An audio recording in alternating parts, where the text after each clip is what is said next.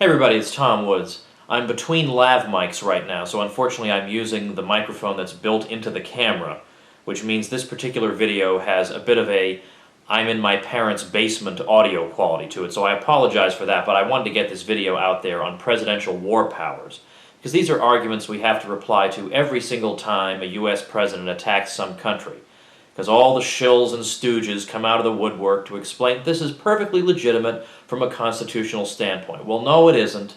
And you can see that so easily. You look at the Constitutional Convention, or the Federalist, or the state ratifying conventions. I mean, any of the relevant sources makes perfectly clear that what's meant in the Constitution by the Commander-in-Chief Clause is that the President directs the war once Congress has declared the war. It does not mean the President initiates hostilities.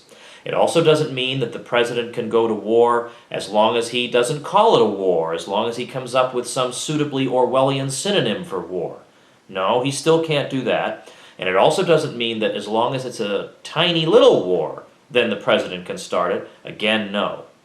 Then another common argument is, well, look, John Adams, when he went after the French, and Thomas Jefferson, dealing with the Barbary pirates, these were entirely unilateral actions taken by these presidents. Again, absolutely wrong.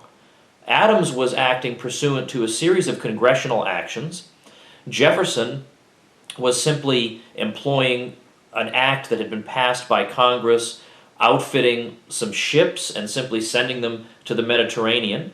And then he continued to consult with Congress and make clear that he would not take offensive actions. He was only taking defensive actions to protect American ships and lives, but offensive action would require still further authorization from Congress, he said. Then we have the claim hundreds of times presidents have sent men into battle without consulting Congress, so what are you sticklers all upset about?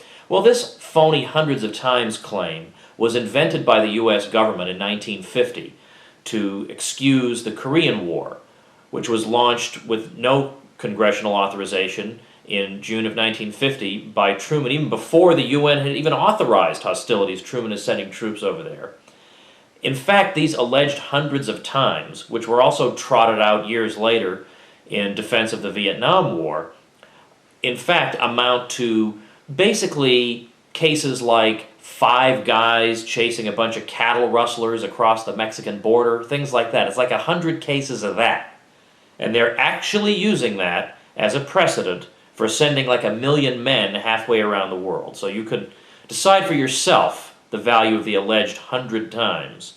And finally, the United Nations has authorized such and such, so of course the President can do it. Well, again, doesn't work.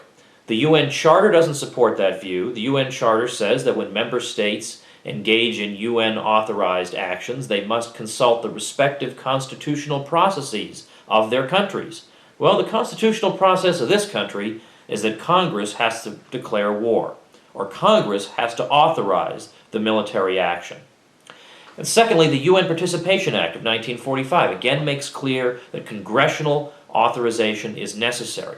This has often been misunderstood, partly because that act is unclearly written, but there's no question that congressional authorization is necessary. So all these arguments are phony. And for all these arguments and many more, I'm providing a lot more detail at tomwoods.com/warpowers. And I promise you, if you read and master that material, you will not lose an argument on this subject.